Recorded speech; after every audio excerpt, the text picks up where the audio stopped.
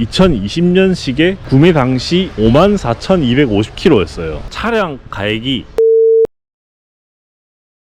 안녕하세요, 갓성비입니다. 오늘은 제가 한 3달 전에 산 GV80 2020년식 중고차 구매 후기를 한번 보여드리려고 이렇게 카메라를 켜게 됐습니다. 일단 이 차를 살 때 여러 가지를 검토를 많이 하고 한 대략 3개월 정도를 매물을 확인을 하고 공부를 좀 하고 그러고 구매를 하게 됐습니다. 제가 공부한 내용이랑 제가 이 차를 사게 된 배경을 좀 간략하게 설명을 드리겠습니다.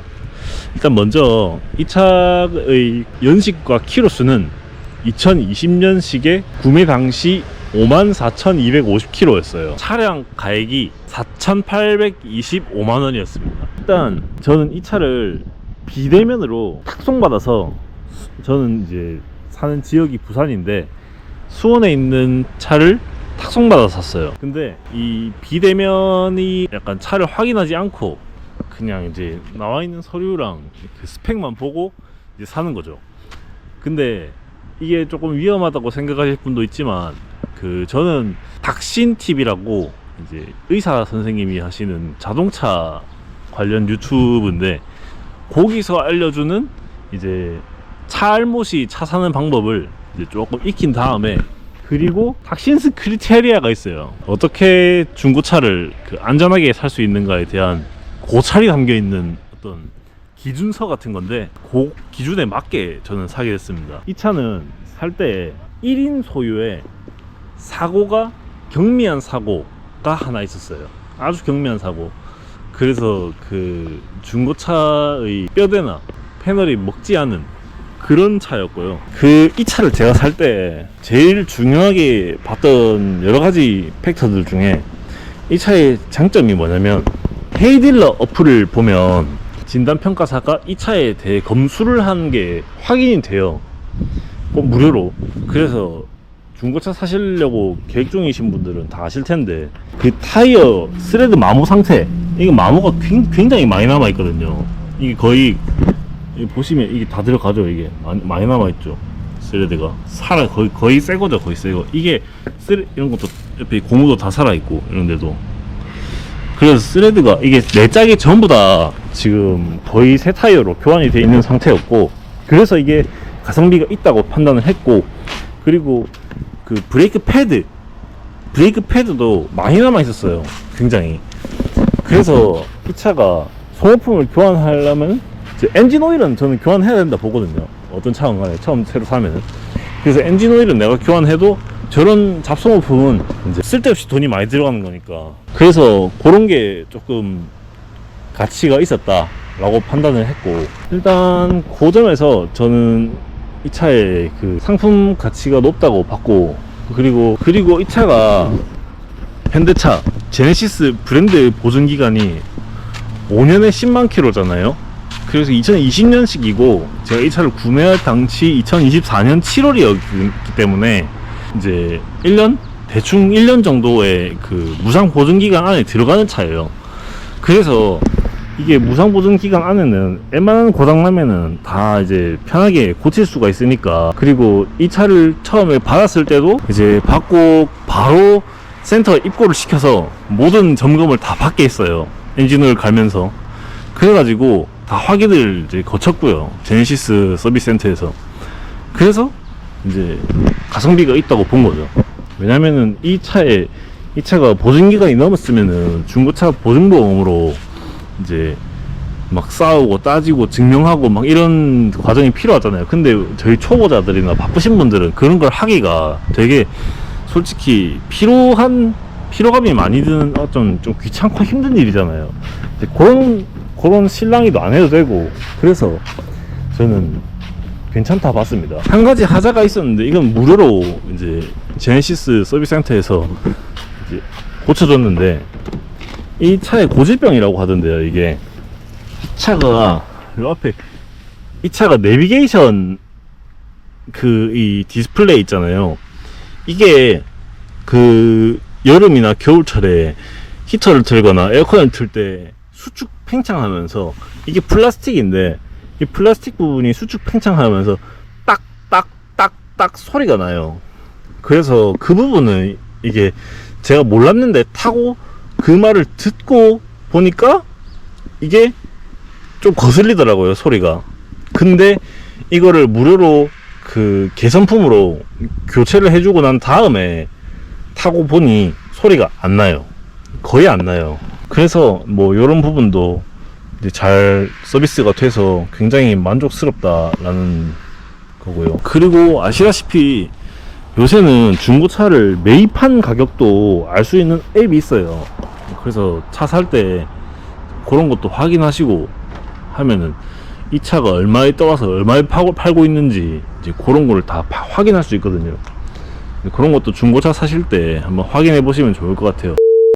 일단 이 차를 사게 된 여러 가지 이유 중 하나가, 일단 제일 큰 게 아기가 태어나면서 SUV가 필요했어요. SUV가 왜 필요하냐면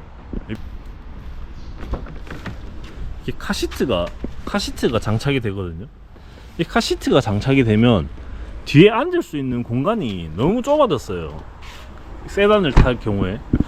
그래서 사게 됐고, 이 아기가 있으면서 유모차를 차에 항상 필수로 이렇게 구비를 하고 다녀야 된다. 이제 맨날 들어서 옮길 수도 없고 내 차에 실어놔야 되니까, 이제 그래서 이제 SUV가 필요했고, 수많은 SUV 중에 이제 저는 조금 큰 차 나중에 둘째도 계획 중이라서 최소한 아기 2명을 실을 수 있는 공간과 그 트렁크 활용성을 좀 고려를 했고요. 그리고 그 아기가 2명이 생기고, 그리고 이제 저희 부모님이나 저희 처가댁 사람들 태우고 다녀야 될 경우도 생긴단 말이죠. 그래서 이 차는 옵션이 일단 깡통인데, 옵션이 7인승 옵션이 하나 들어가 있어요. 7인승 옵션. 지금 보시면 뒷좌석에 이렇게 그 공조기가 있죠. 이쪽도 있는데, 요거를 이렇게 접고 요걸 이렇게 펴면 이렇게 펼쳐져요, 자동으로. 그래서 뒷좌석에 애기들이나 애들, 조금 덩치가 작은 애들을 실을 경우가 있어요. 그래서 있을 것 같아서 이렇게 3열이 있는 7인승을 사게 된 거죠.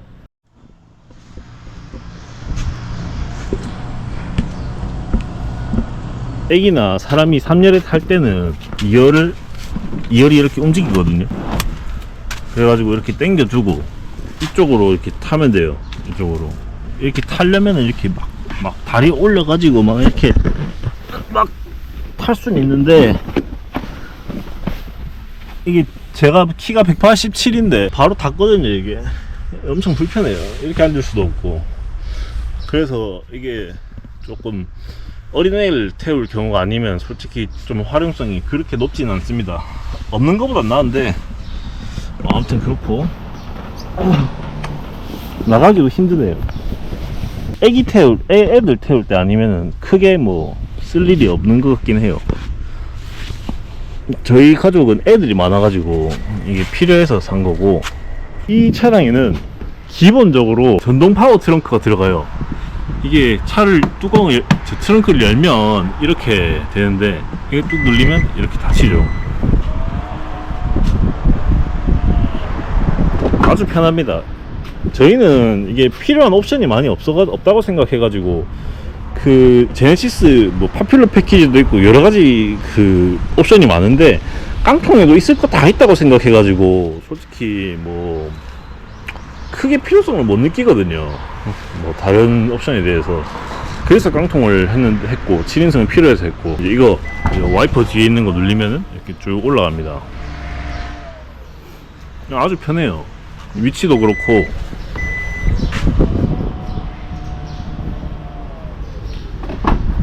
그리고 이 차에 진짜 좋은 장점 중에 하나가 2열이 리클라이닝이 돼요.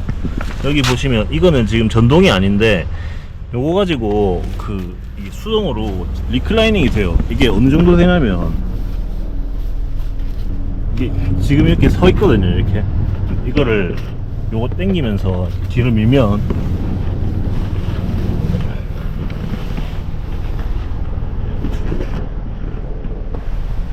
이만큼이나 넘어가요. 이만큼이나. 그래서 상당히 편하게 이제 뒷좌석에 앉은 사람들도 이렇게 누워 잘 수도 있고 편하죠. 그런 게 좋고, 그리고 이제 아기가 있다 보니까 뒷좌석에 이렇게 도어 커튼 있는 게 좀 좋더라고요. 이게 없는 것보다 훨씬 낫더라고요. 애가 눈부시니까 잘 때 이제 이런 거를 딱 도어 커튼을 해놓고 이제 거의 다니죠. 그리고 이 깡통인데도 1열에 그 전동 시트 다 되고요. 그리고 1열에 그 통풍 시트랑 열선 시트도 들어와요. 2열에도 열선 시트는 들어오고 통풍 시트는 안 들어오고. 그래서 굉장히 괜찮아요. 근데 이 차에 이제 또 다른 좋은 점이 이게 기본 좌석이거든요. 기본 좌석도 가죽으로 굉장히 만족스러워요. 저는 뭐 앞에 도어 이런 앞에 트림 이런 뭐 디자인 이런 거 다 검은색인데 애기 있고 이러니까 이제 더러운 거 이제 막 베이지 이런 거 관리 안 되고 이러기 때문에 저는 뭐 그런 거 관심이 없고요. 별로. 이제 당연히 이런 거 자동으로 전동 사이드 이제 되고 이거 안 되는 차가 없죠 요새는. 그래서 불편한 게 전혀 없습니다. 그리고 이 차의 최대 단점, 정말 최대 단점인데요, 이 차가 지금 제가 시내 주행을 했는데 6.6km가 나오거든요.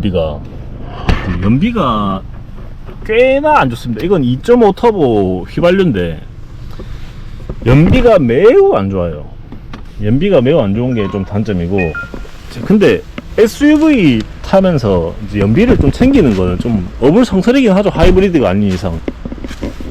그래서 뭐 그런 거는 이미 차 살 때부터 좀 생각을 하고 샀기 때문에 별로 뭐 그거 가지고 단점이긴 한데 뭐 그렇게 막 불만이고 그러진 않습니다. 그리고 디자인은 생각보다 이게 나이 들어 보이지 않죠, 생각보다. 그래서 괜찮았고, 그리고 이 차의 좀 단점 중에 하나가 생각보다 제네시스 치고 승차감이 별로 안 좋습니다. 이 차가 SUV라 솔직히 어느 정도 이해는 하거든요, 승차감이 안 좋은 거를.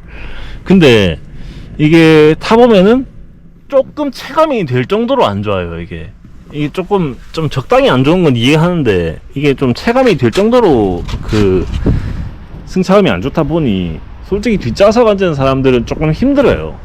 조금.